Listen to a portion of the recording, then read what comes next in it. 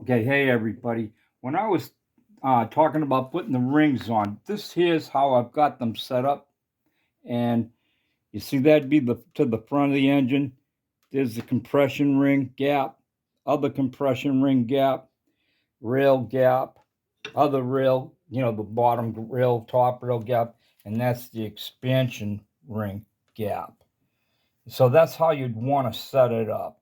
When I realized it was a bad explanation in the last video. Okay, anyways, getting past that. I'm getting ready to put these pistons in. We're going to do that. I'm going to put one piston in. I already got a couple in, but these here are the bearings, and this here is two that came out. I don't know if you can see them. They actually look good to me. I'm sure they had a lot more use, I think.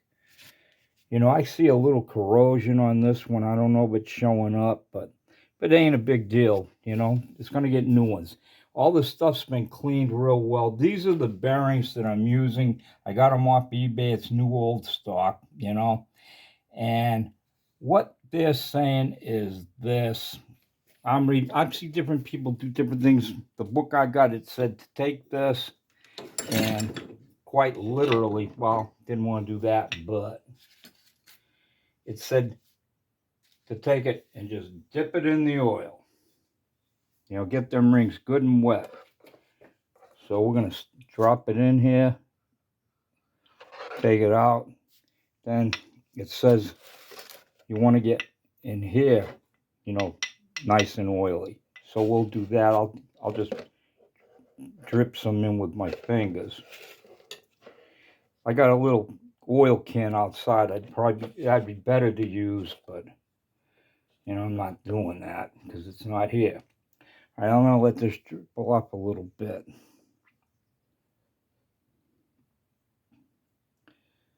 But they are definitely oiled up.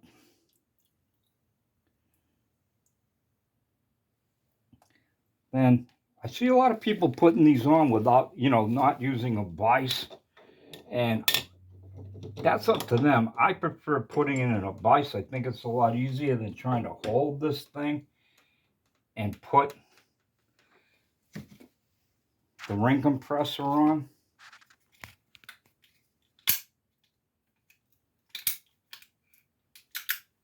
All right. And kind of oil. All right, we're opening it up. I'm going to put this on here. And they want you to get this ring below that ring. These got kind of long skirts. I've seen other people working with pistons that have much shorter skirts. I think the longer skirts, I don't know, to me would be easier to work with.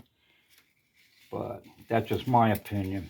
All right, then you want to tighten this thing up. I was using a little ratchet and socket, not, you know what I mean. And this thing's better that came with this. It gets this nice and tight, And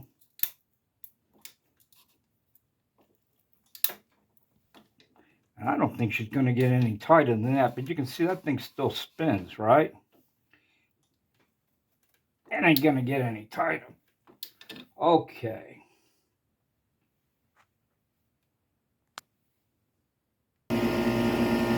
Okay. All right, now we're out here, and this is clean. There's no oil on it, but I think I got some oil on it. Okay, we got that cleaned off. I want to get this bearing in here. I know you all know this. They got a little mark in there, and it goes into the groove here. It's to keep them so they won't spin. And I'm sweating, and I got sweat in my eye. Yeah. You don't really want to do this one eye. Okay, so that's in there. And back when I was a kid, we'd use SDP. I know they sell bearing lube nowadays, but I'm still going to use the SDP. And what they say, a little dab will do you. put that on there. And then I'm going to want to do the same with this one.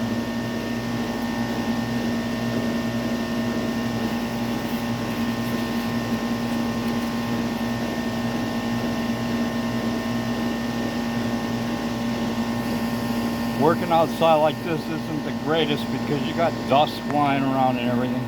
I'll turn that upside down for now. And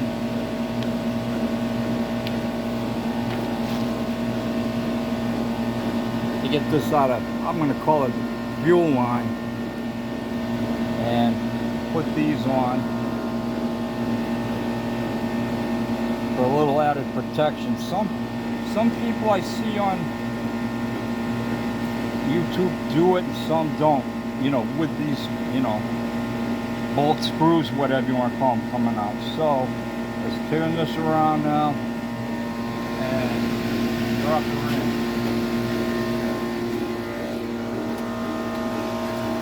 We're doing a number, this is the number 3. You want to have that mark to the front like all the others. Carefully place it in.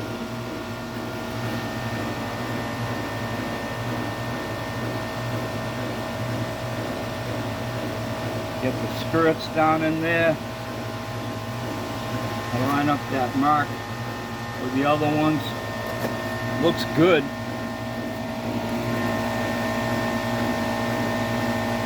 Let's hope she goes. Come up over to this side.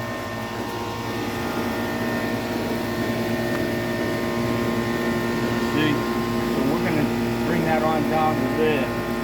Hopefully the rings won't hang on.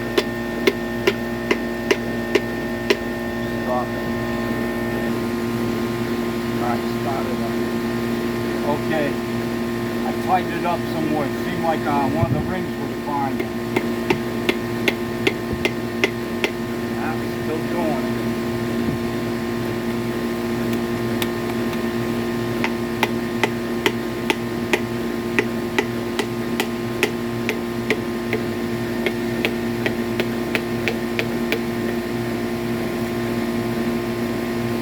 Bearings popped out a little bit, but I pushed it back in. That's something you got to make sure when you're putting them in like this, that the bearing doesn't slide out on you. Alright, guide it on in.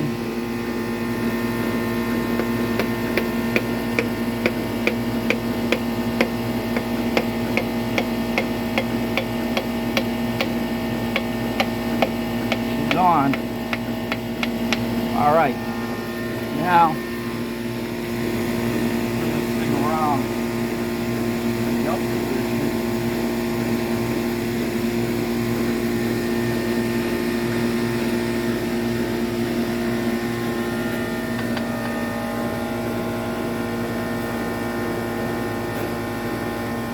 My hands are so greasy I can't pull them off. Wow.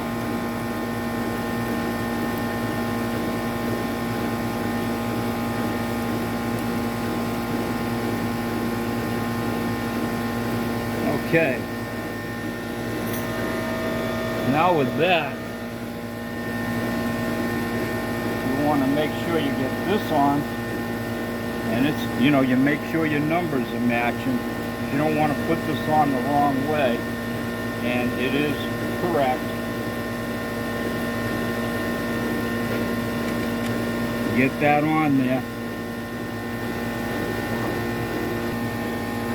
And get these on.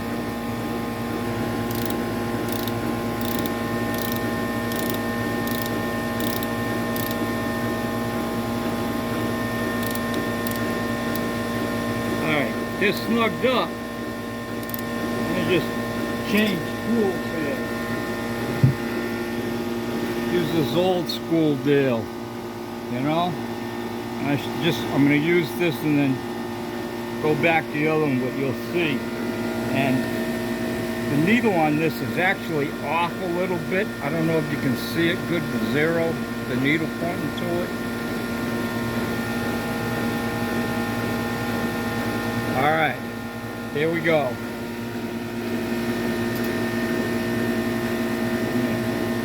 You want to be able to see that.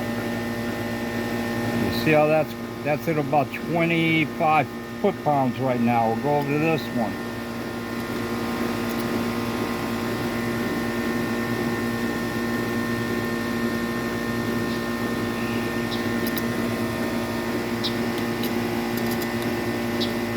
All right, tighten up. Can you see it okay?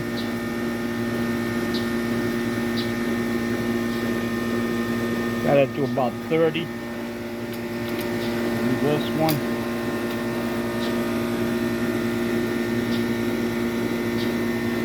Same, about 30, a little more maybe. Can you see it okay?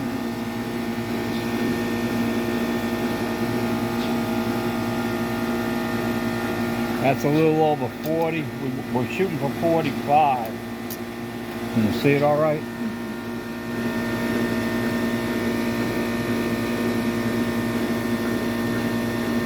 All right, now watch it. I'm going to go right to where this says 45.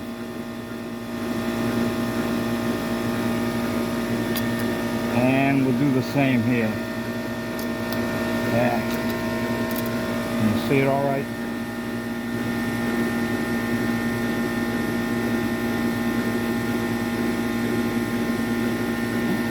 All right. Now, see how close we were. Put this on there. I don't know if you'll be able to hear this click because of that air conditioning system, but let's see. I'm going to put on this one.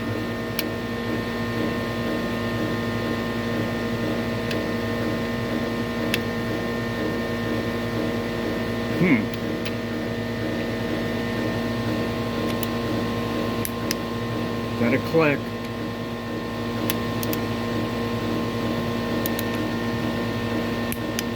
Got a click.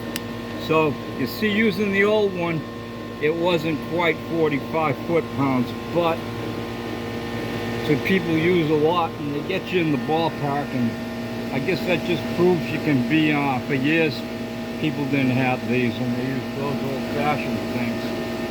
All right. Okay. After you get it in, you want to give it a rotation to see if it's binding up any. And we're going to look. All right, you seeing down here?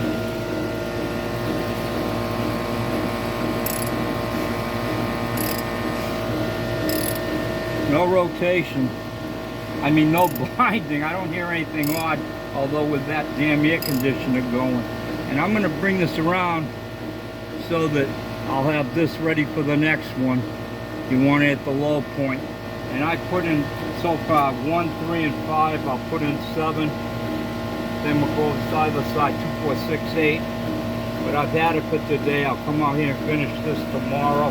And we got one more thing to show you.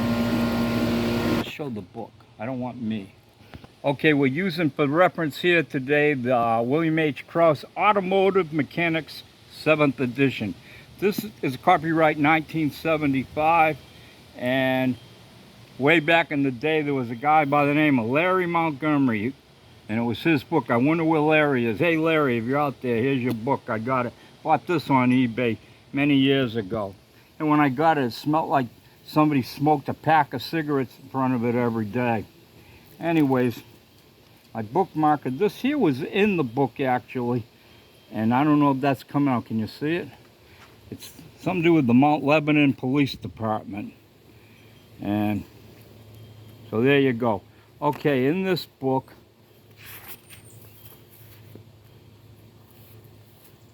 I don't know if you can scan down the pages.